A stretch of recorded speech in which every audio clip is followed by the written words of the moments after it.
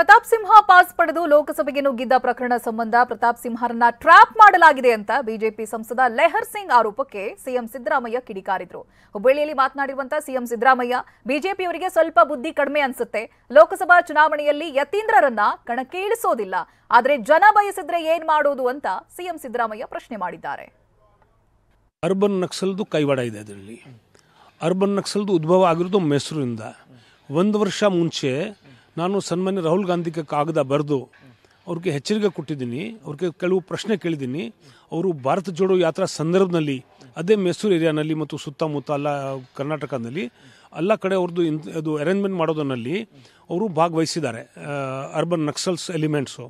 ಇದ್ರ ಬಗ್ಗೆ ಕಾಂಗ್ರೆಸ್ನವರೇ ಆತಂಕಪಟ್ಟು ನಮಗೆ ಕೆಲವು ಕಾಂಗ್ರೆಸ್ ಅವರೇ ಮಾಹಿತಿ ಕೊಟ್ಟಿದ್ದಾರೆ. ಆ ಥರ ನಮ್ಮ ಜೊತೆ ಅವರು ಸೇರಿಕೊಂಡಿದ್ದಾರೆ, ಅನುಮಾನ ಆಗುತ್ತೆ, ಇದಕ್ಕೆ ಏನಾದರೂ ವಾರ್ನ್ ಮಾಡಬೇಕು ಅಂದ್ಬಿಟ್ಟು ಆ ಕಾರಣಕ್ಕೆ ನಾನು ಅವಾಗ ವಾರ್ನ್ ಮಾಡಿದ್ದೀನಿ.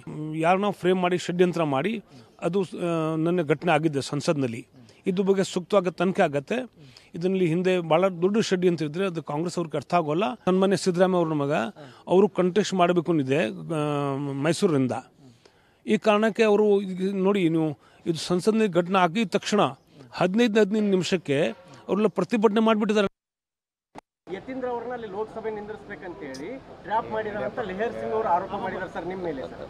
ಅದು ಆರೋಪ ಅಲ್ಲ, ಪಾಪ ನಿಂತ್ಕೊಳ್ಳೋದ ಜನ ಬೇಕು ಅಂದ್ರೆ ನಿಂತ್ಕೊಳ್ತಾರೆ. ನಾವು ನಿಲ್ಸಕ್ಕೆ ಹೋಗಲ್ಲ.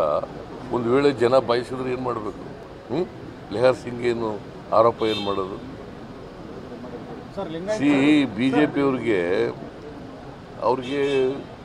ಬುದ್ಧಿ ಸ್ವಲ್ಪ ಕಮ್ಮಿ ಇದ್ದಾಗ ಕಾಣಿಸುತ್ತೆ. ಯತೀಂದ್ರ ಅವ್ರನ್ನ ಅಲ್ಲಿ ಲೋಕಸಭೆ ನಿಂದಿರಿಸಬೇಕಂತ ಹೇಳಿ ಟ್ರ್ಯಾಪ್ ಮಾಡಿದ್ದಾರೆ ಅಂತ ಲೆಹರ್ ಸಿಂಗ್ ಅವರು ಆರೋಪ ಮಾಡಿದ್ದಾರೆ ಸರ್, ನಿಮ್ಮ ಮೇಲೆ ಸರ್. ಅದು ಆರೋಪ ಅಲ್ಲ, ಪಾಪ ನಿಂತ್ಕೊಳ್ಳೋದ ಜನ ಬೇಕು ಅಂದ್ರೆ ನಿಂತ್ಕೊಳ್ತಾರೆ. ನಾವು ನಿಲ್ಸಕ್ಕೆ ಹೋಗಲ್ಲ. ಒಂದು ವೇಳೆ ಜನ ಬಯಸಿದ್ರೆ ಏನು ಮಾಡಬೇಕು? ಲೆಹರ್ ಸಿಂಗ್ ಏನು ಆರೋಪ ಏನು ಮಾಡೋದು? ಬಿ ಜೆ ಪಿಯವ್ರಿಗೆ ಬುದ್ಧಿ ಸ್ವಲ್ಪ ಕಮ್ಮಿ ಇದ್ದಾಗ ಕಾಣಿಸುತ್ತೆ. ಯತೀಂದ್ರ